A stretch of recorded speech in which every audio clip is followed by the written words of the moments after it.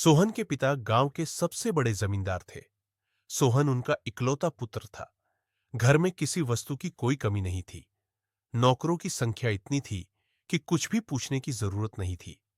सोहन का ध्यान रखने के लिए घर में कई लोग मौजूद थे। जब भी वह खेलने जाता, उसके जूतों के फीते तक नौकर बांध देते थे, और जब वह बल्ला उठाने जाता तो उसके साथ उसका नौकर भी होता था।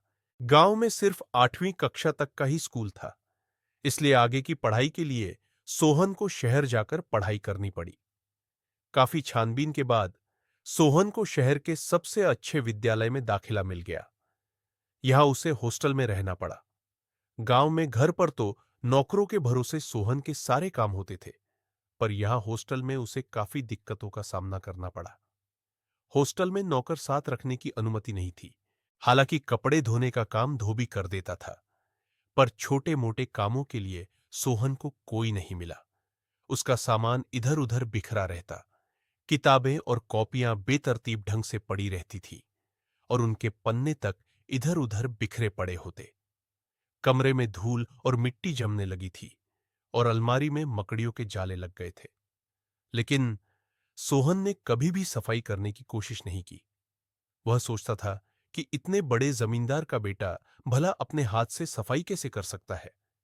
वह तो बस अपनी किताबें उठाकर कक्षा में चला जाता, यही बहुत था। उसने कभी कोई काम अपने हाथ से किया ही नहीं था, क्योंकि वह इसे अपनी शान के खिलाफ मानता था। कई दिनों तक इसी तरह चलता रहा। एक दिन सोहन जब कक्षा से लौटा तो उसने अपने कमरे का नजारा देखकर हैरानी से देखा। पूरा कमरा बहुत अच्छे से साफ सुथरा था। कपड़े सही जगह पर टंगे हुए थे, और फर्श भी शीशे की तरह चमक रहा था। सोहन को समझ नहीं आया कि यह सब किसने किया है। अगले दिन जब वह कक्षा से लौटा तो फिर से कमरा उसी तरह व्यवस्थित मिला। अब सोहन के मन में जिज्ञासा हुई कि यह कौन है जो उसके कमरे की सफाई कर जाता है। उसने निश्चय किया कि वह इस रहस्यमयी व्यक्ति का पता लगाकर ही रहेगा। तीसरे दिन सोहन कक्षा का समय समाप्त होने से पहले ही अपने कमरे की ओर बढ़ चला।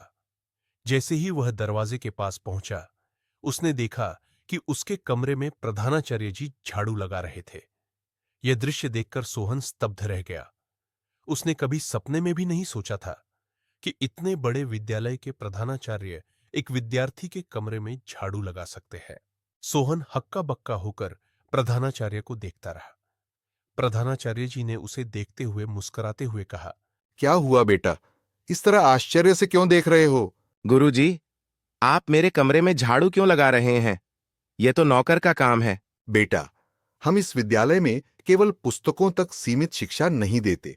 यह विद्यालय आपके जीवन के हर पहलू को संवारने का प्रयास करता है। मेरा कर्तव्य है कि मैं हर छात्र के सर्वांगीण विकास में सहायता करूं। मुझे पता चला कि तुम्हें अपने काम खुद करने की आदत नहीं है, और गंदगी में रहना तुम्हारे स्वास्थ्य और मानसिक विकास पर बुरा असर डाल सकता है। इसलिए मैंने सोचा कि जब तक तुम इसे नहीं समझते, मैं ही तुम्हारे कमरे की सफाई कर दिया करूंगा। यह सुनकर सोहन के मन में आत्मग्लानि पैदा हो गई। उसने प्रधानाचार्य जी के पांव पकड़ लिए और कहा, नहीं गुरुजी, मुझे क्षमा कर दें। मैं अपनी झूठी शान में पड़ा हुआ था। आज के बाद मैं अपना काम स्वयं करूंगा। आपने मेरी आंखों से अज्ञानता का पर्दा हटा दिया है। यह कहते कहते सोहन की आंखों में आंसू आ गए। प्रधानाचार्य जी ने उसे उठाकर गले लगाया और कहा, तुमने जो सीखा है उसे जीवन भर याद रखना। यही शिक्षा का असली उद्देश्य है। उस दिन के बाद सोहन ने अपना हर काम स्वयं करना शुरू कर दिया। उसने समझ लिया कि आत्मनिर्भरता ही सच्ची शान है, और काम करने से किसी की इज्जत कम नहीं होती, बल्कि बढ़ती है। यह कहानी हमें यह सिखाती है कि जीवन में आत्मनिर्भरता और अपने काम खुद करने की आदत ही सच्ची महानता है। भले ही आप कितने भी ऊंचे स्थान पर क्यों न हो, काम करने से कोई छोटा या बड़ा नहीं बनता। काम को शान और अभिमान से जोड़कर देखना गलत है। अपने काम खुद करने से व्यक्ति में अनुशासन, आत्मसम्मान और जिम्मेदारी की भावना आती है, जो उसे जीवन में महानता की ओर ले जाती है।